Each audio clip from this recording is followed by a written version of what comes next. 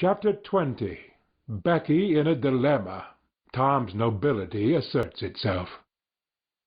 There was something about Aunt Polly's manner when she kissed Tom that swept away his low spirits and made him light-hearted and happy again.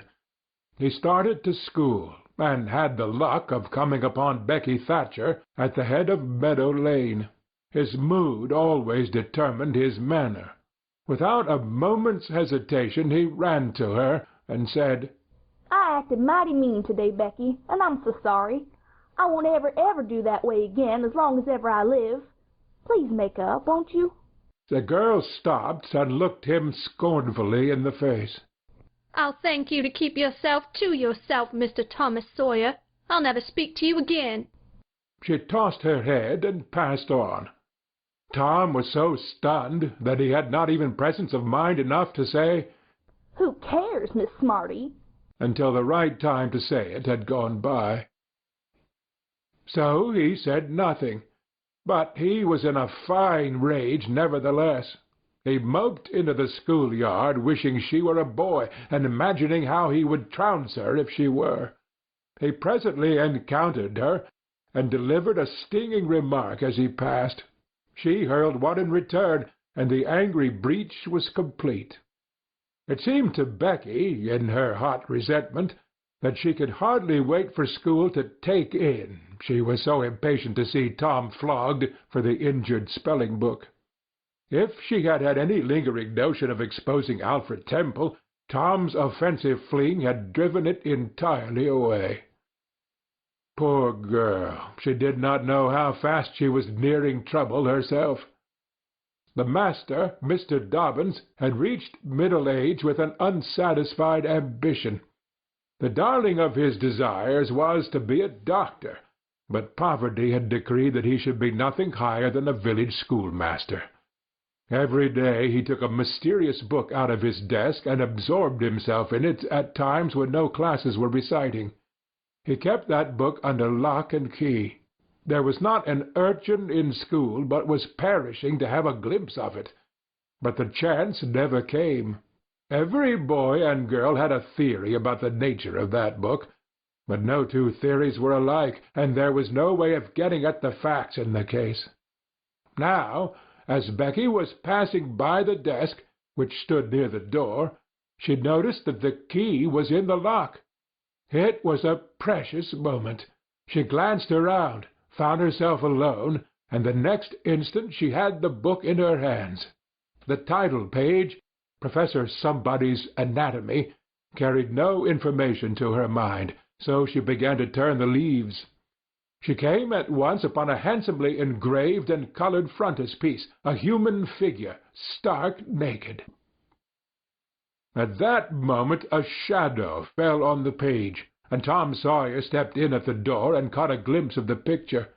Becky snatched at the book to close it, and had the hard luck to tear the pictured page half down the middle.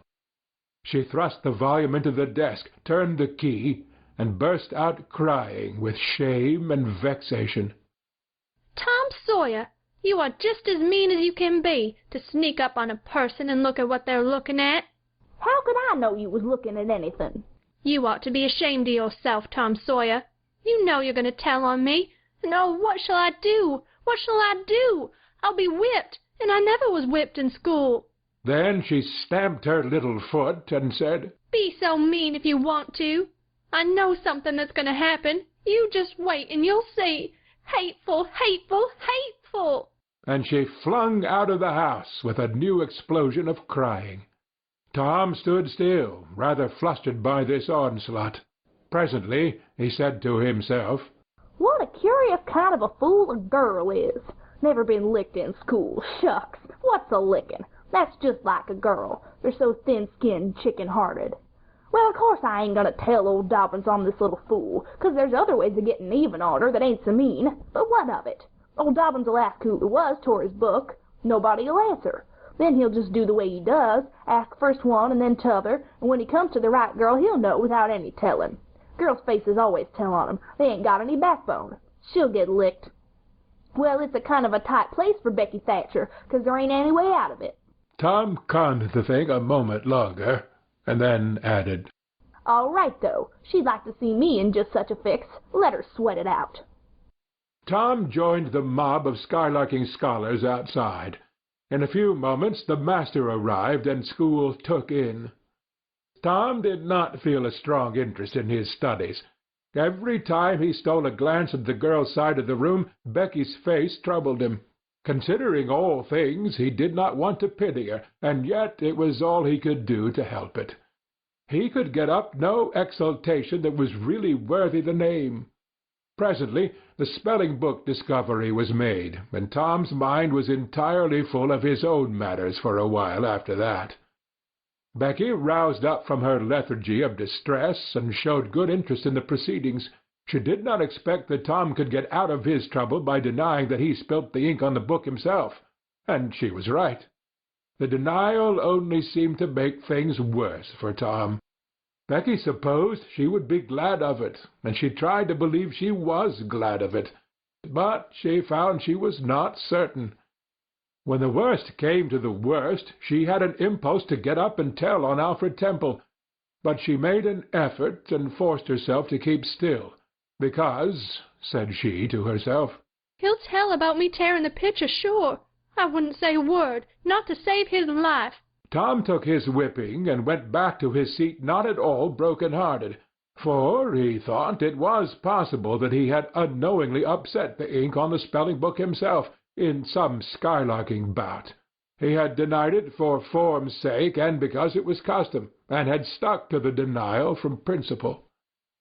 A whole hour drifted by. The master sat nodding in his throne. The air was drowsy with the hum of study.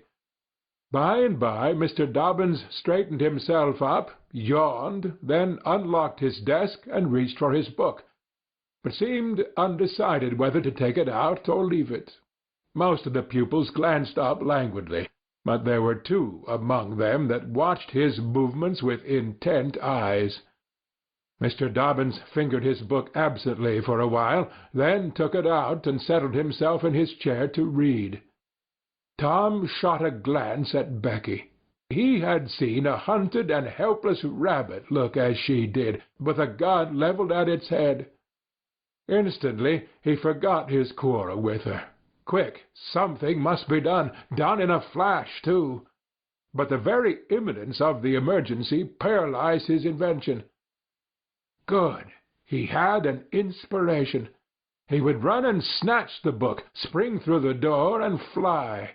But his resolution shook for one little instant, and the chance was lost. The master opened the volume. If Tom only had the wasted opportunity back again! Too late. There was no help for Becky now, he said.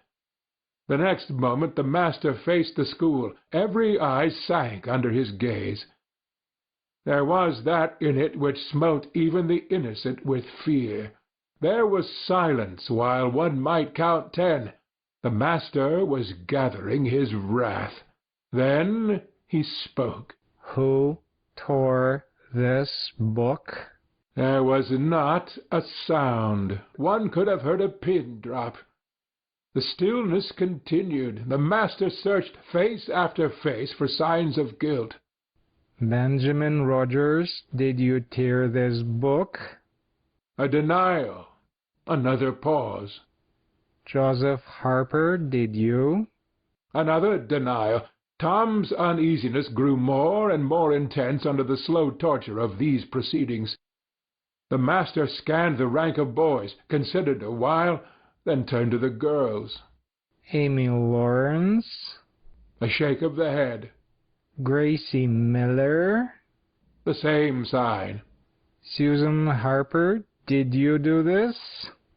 Another negative. The next girl was Becky Thatcher. Tom was trembling from head to foot with excitement and a sense of hopelessness of the situation. "Rebecca Thatcher?"